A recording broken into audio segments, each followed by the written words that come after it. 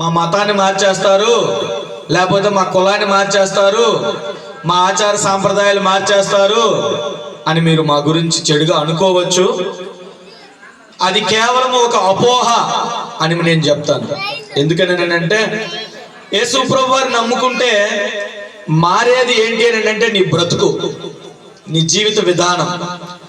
యేసయ్య కోరుకునేది కూడా అదే.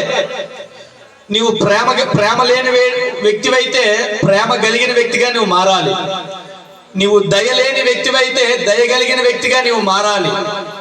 ఇతరులని ప్రేమించలేని వ్యక్తివైతే నీ పొరుగు వారిని ప్రేమించే వ్యక్తిగా మారాలి. ఇతరులకు సహాయం చేయలేని వ్యక్తిగా నీవు ఉంటే ఇతరుల ఆపదలో ఉండేటప్పుడు, ఇతరుల కష్టాల్లో ఉండేటప్పుడు, ఇతరుల సమస్యలో ఉండేటప్పుడు వారికి నువ్వు సహాయం చేసే వ్యక్తిగా నీవు మారాలి. అదే యేసయ్య కోరుకుంటున్నాడు. యేసయ్య ఉద్దేశం కూడా అదే నీ పట్ల.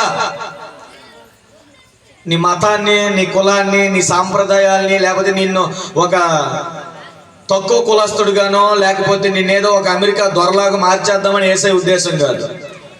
యేసయ్య ఒకే మాట చెప్తా ఉన్నాడు.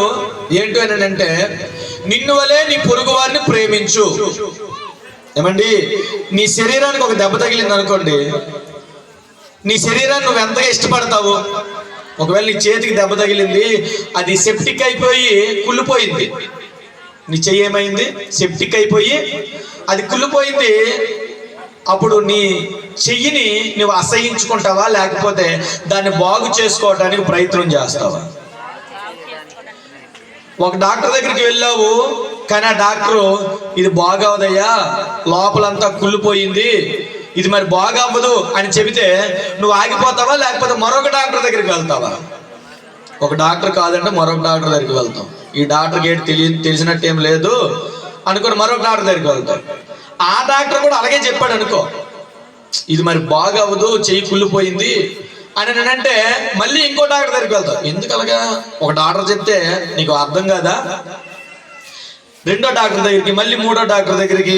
ఏమండి, ఫస్ట్ ఏమో పాచిపెంటలో ఉండేటువంటి డాక్టర్ దగ్గరికి వెళ్తావు. ఆయన నీ చెయ్యి బాగవదని అంటే సాలూరులో ఉన్న డాక్టర్ దగ్గరికి వెళ్తావు. ఆయన కూడా అలాగే చెప్తే చిలక కాదు, విజయనగరంలో ఉన్న డాక్టర్ దగ్గర అయితే బాగా చూస్తాడని చెప్పి అతని దగ్గరికి వెళ్తావు. ఆయన కూడా నీ చెయ్యి బాగవదయ్యా అని అంటే వీడు కూడా తెలీదు, వైజాగ్లో ఉన్న డాక్టర్ దగ్గరికి వెళ్దామని చెప్పి అంటాం. అతను కూడా మరి నీ చెయ్యి పోయింది ఏకంగా బాగోదంటే వీళ్ళు ఎవరికి తెలియదు, నేను హైదరాబాద్లో ఉన్న డాక్టర్ దగ్గరికి వెళ్తాను. ఇదేంటి, ఎంతమంది డాక్టర్లు చెప్తా ఉన్నా సరే నీ చెయ్యిని బాగు చేసుకోవాలని ఎందుకు నువ్వు అంత తాపత్రయపడతా ఉన్నావు? కారణం ఏంటంటే నీ చెయ్యిని నీవు ప్రేమిస్తున్నావు.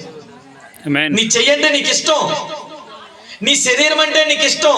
నీ శరీరంలో ఏదైనా ఒక శరీర భాగం కుళ్ళిపోయినా, పాడైపోయినా, అది మరి పనికిరాదు అని అన్నా కానీ దాన్ని బాగు చేసుకోవాలని ఎప్పటికప్పుడు ప్రయత్నం చేస్తూనే ఉంటావు. కారణం ఏంటి అని అంటే యు లవ్స్ యువర్ బాడీ.